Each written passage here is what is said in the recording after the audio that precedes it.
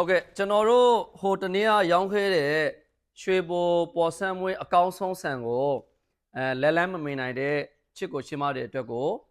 ကျွန်တော်ဒီနေ့မှာချစ်ကိုချစ်မတွေလဲလန်းမင်နိုင်တဲ့ဈေးတန်းလေးဖြစ်ရမယ်။ထမင်းသားကလည်းအကောင်းဆုံးအနေထားမဟုတ်ရင်တော့မှဒါကောင်းတဲ့ထမင်းသားဖြစ်ရမှာပေါ့နော်။အဲ့ဒီဆန်လေးထမင်းလေးကိုဒီနေ့ချစ်ကိုချစ်မတွေကို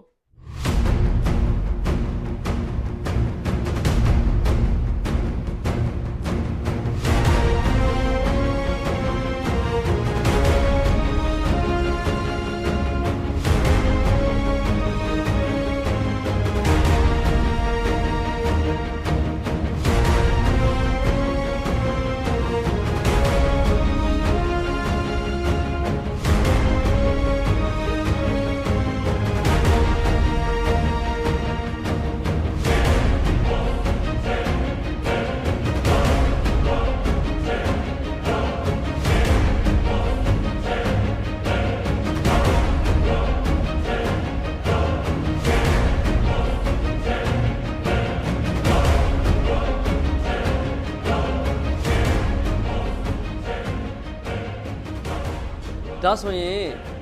ဆန်လေးမြင်ရပြီထမင်းသားလည်းကျွန်တော်တို့မြင်ရပြီဆိုတော့ချစ်ကိုချစ်မတွေစားသုံးသူတွေနောက်ထပ်တစ်ဆင့်ပြန်ရောင်းချင်ကြတဲ့ဆန်ဆိုင်တွေပေါ့နော်ချစ်ကိုချစ်မတို့ဘယ်လိုမြင်လဲဒီကောင်ကကျွန်တော်မြင်တဲ့အမြင်ကိုပြောရမယ်ဆိုရင်တော့ဒီကောင်ကအဟောင်းနေထားဖြစ်နေပြီကျွန်တော်တို့ချက်တဲ့အချိန်မှာအဆူခံတယ်ပြီးတော့နောက်တစ်ချက်ကပါလဲဆိုတော့ကျွန်တော်တို့အိုးတက်တယ်ပေါ့နော်အိုးနေတက်နေပြီးစီးတာရွှေ့တာတွေကျွန်တော်မတွေ့ရဘူးနော်အဲ့ဒီနဲ့ဒီကောင်ပြီးတော့ဘယ်လိုပြောလဲကျွန်တော်ရှေ့ကပြောသလိုပေါ့တကယ်ကိုထိတ်ဆကိုမမီတော့မှထိတ်ဆနေလောက်သမင်းသားရှိနေတယ်နော်အဲ့ဒီနဲ့ဒီကောင်လည်းမညံဘူးပေါ့နော်ဒီသမင်းလည်းမညံဘူးဒါပေမဲ့သူကပါလေစင်သက်တာထိတ်ဆဈေးတက်အများကြီးတက်တာရှိကိုရှိပါတော့အဲ့ဒီနဲ့ဒီဆန်လေးကိုချစ်လို့ရှိမှာတော့စားသုံးသူတွေရော